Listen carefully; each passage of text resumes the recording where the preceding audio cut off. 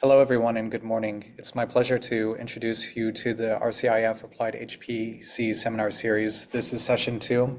Today, we're going to be talking about best practices for running parallel processes on CPU and GPU. But let me start with a brief introduction to parallel processing. So parallel processing involves the simultaneous execution of multiple computing tasks across various processors. The main idea is to speed up computations and increase efficiency. So in terms of architecture, we're utilizing multiple CPU or GPU cores, handling each part of the task concurrently. We want to use architectures like multi-core processors, distributed systems, or cloud computing platforms. The main idea is to divide and conquer. We want to take a large task and divide it into many subtasks. So we want to take these smaller subtasks and distribute them across multiple processors and across shared resources like memory. The idea is to reduce overall processing time compared to sequential execution. In terms of communication, that is kind of the bottleneck. The idea is we need to sync all of this information back together. Architecturally, that can prove challenging. Let me also introduce a brief history of parallel computing. So parallel computing kind of got its start in the 1950s and 60s with concepts introduced by von Neumann and Stanislav Ulam at Los Alamos. Beyond that, there was work at IBM. The Cray, introduced by Seymour Cray, used vector processing, basically taking a vector of data and operating on it in one operation. Beyond that, massively parallel processors became a bigger deal, introduced by companies like Connection Machine. Distributed and cluster computing emerged with systems like Beowulf clusters built up of multiple architectures kind of hacked together. In the 2000s, GPUs began being used for general purpose computing. The original idea was to use GPUs as a way to compute pixel values, but then it was realized that you could use these for computations as well, enhancing parallel processing significantly. Multi-core processors became standard in the 2000s through present, so everybody has a multi-core system and a GPU on their laptop or any device currently. In the 2010s to present, HPC systems like IBM Blue Gene and other systems like, for example, the Aurora system at Argonne, which recently crossed the exaflop barrier, came online. Quantum computing is also looking to be interesting for parallel computing utilizing quantum processors. Cloud computing took off with AWS and other cloud providers. Let me also introduce CPU-based parallel processing. The main idea is to utilize the threads on a CPU core or the processors simultaneously to leverage the multiple CPU cores that are available.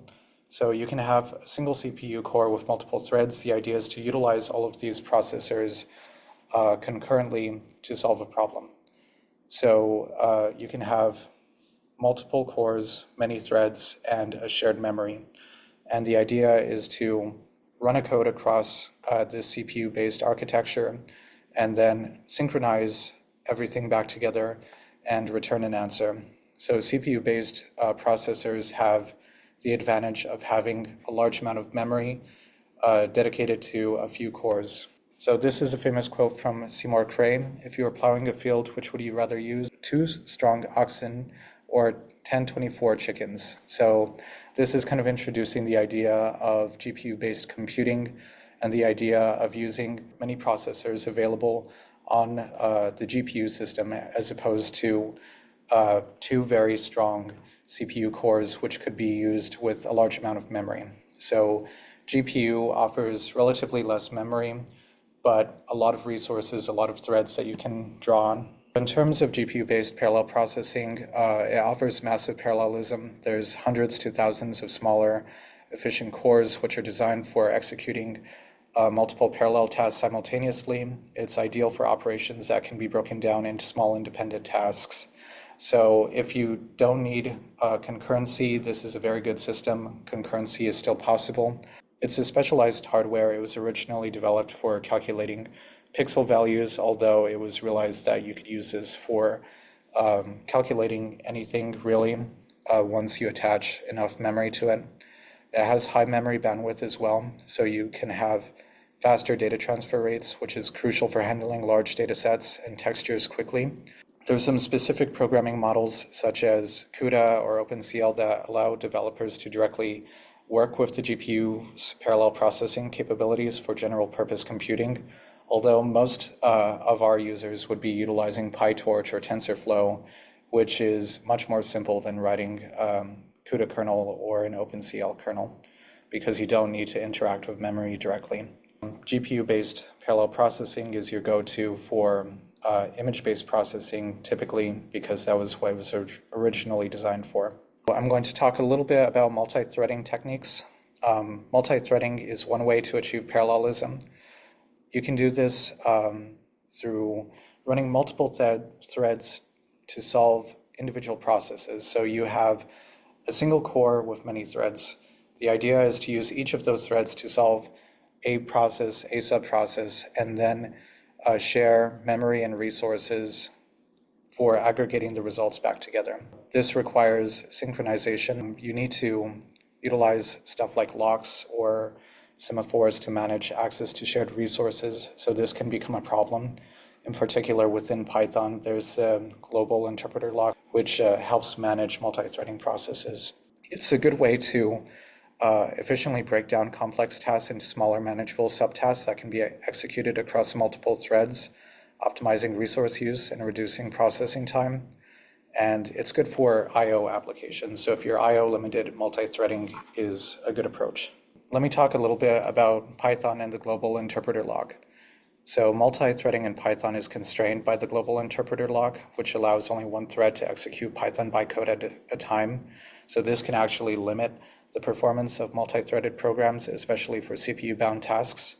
This was a problem up until recently. The global interpreter lock was removed in latest Python implementations, so they're handling concurrency in a different way now.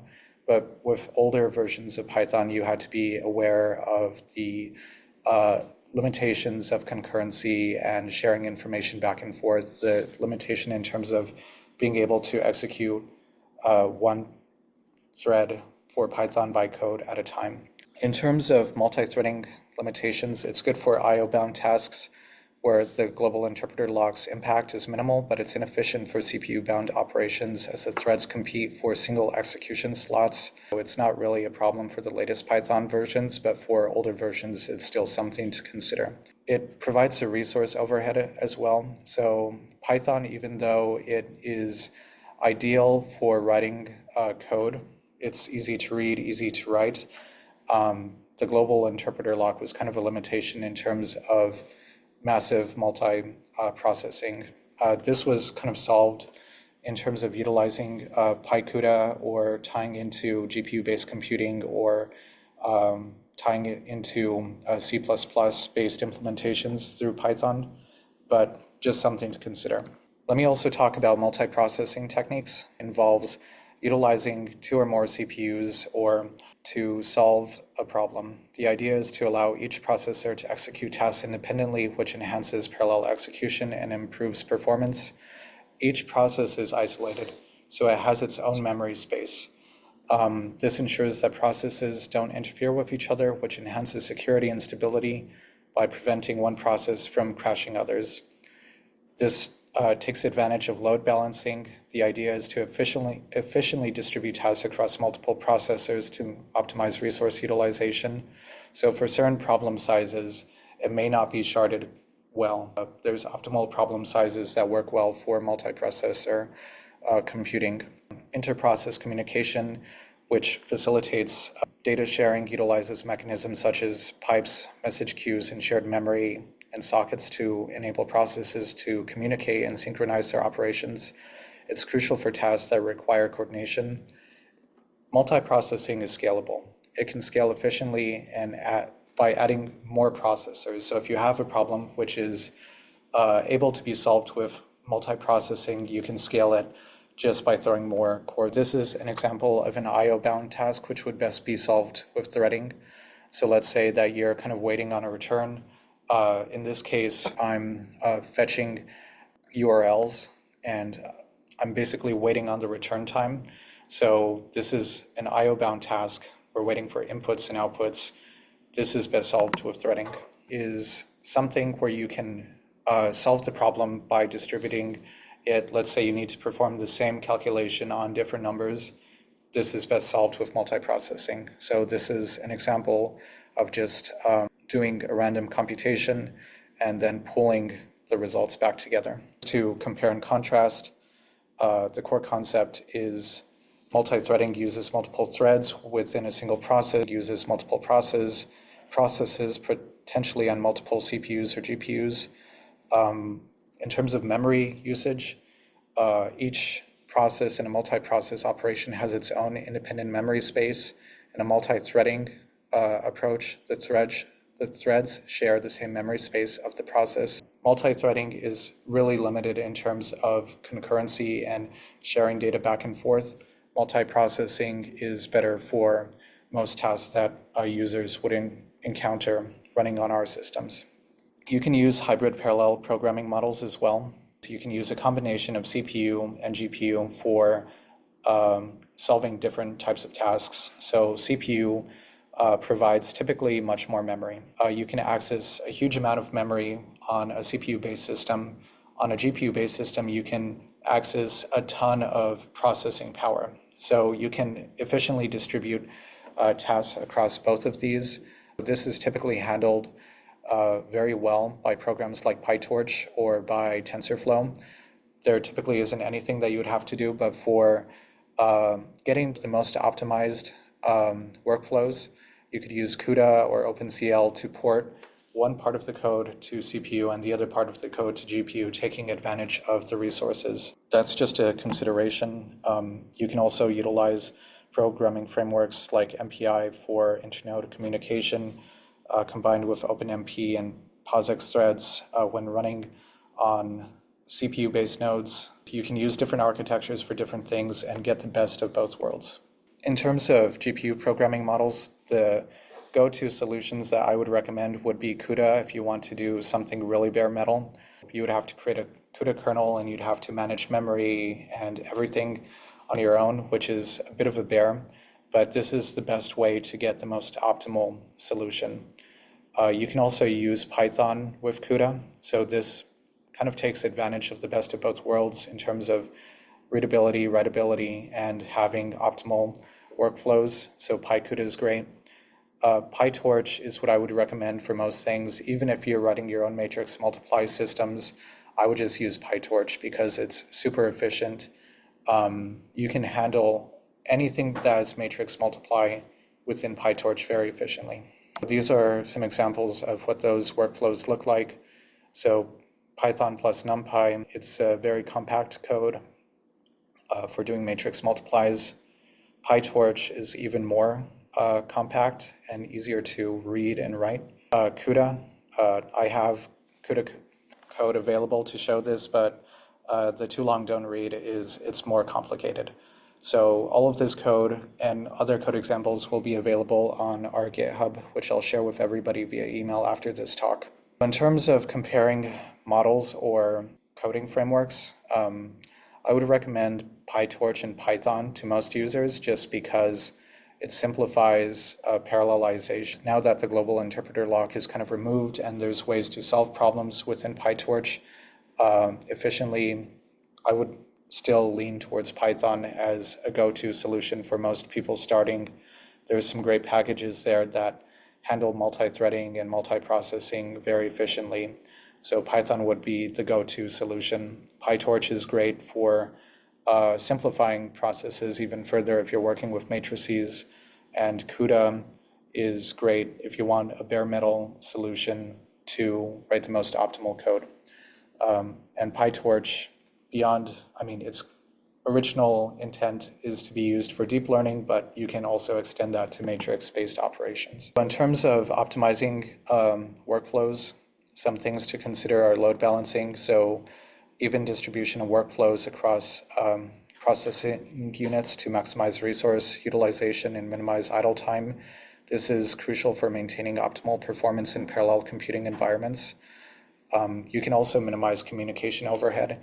So if you can write your code to be efficient in terms of load balancing and sharing data back and forth, like minimizing the amount of data shares that need to happen, you can improve the performance of your code. You also want to make the most optimal use of the memory that you have. Depending on the memory architecture and how it's wired up, this can be a big consideration as well. And then beyond that, just fine-tuning the task granularity and evaluating how the code performs. So actually doing some experimentation and then fine-tuning after that. I'm also going to briefly touch on something a little bit deeper. The architectural limitations that are present within von Neumann architectures. So this is like a fundamental limitation of basically all of the computing infrastructures that currently exist. So a von Neumann machine is limited with a bottleneck in terms of accessing memory for data plus code.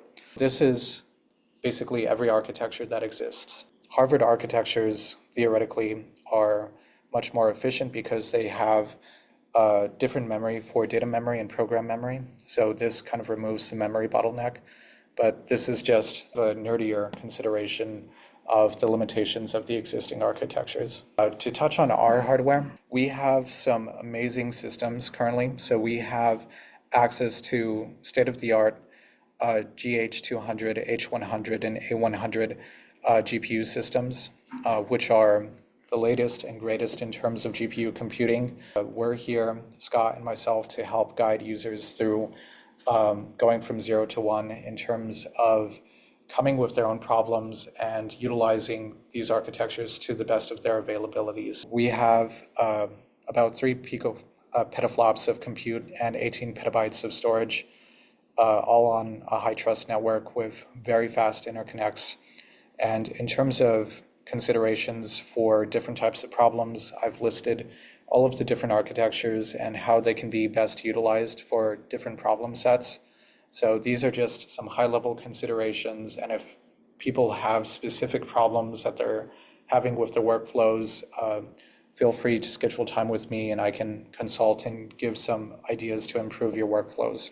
In terms of parallel programming challenges, the code can be complex to design and debug just because you have the added layer of message sharing.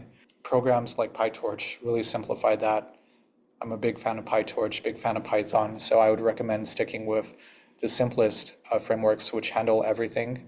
If you really want to get fancy, you can lean into CUDA and OpenCL and handle all of the memory allocations and message sharing, but I would say stick with Python and PyTorch-based implementations. Scaling programs efficiently requires thinking at a first principles approach and considering will this scale. You kind of have to think when you're designing your own codes, how is this going to share data across all of the processes or across threads and communicate back. So scalability can be a problem as well, depending on how you design your problem. Dependency management in terms of ensuring correct execution order and parallel tasks can be difficult, particularly when tasks are independent. This requires careful planning and synchronization. And beyond that, utilizing the resources efficiently. Let's say you have a ton of memory, but you have a teeny tiny problem and you try to parallelize it. It's probably not going to work well. You kind of have to have the right size problem to the right size hardware and execute it efficiently. Also, just being mindful of overhead in terms of communications and memory bottlenecks. These are all things to consider when designing your workflows.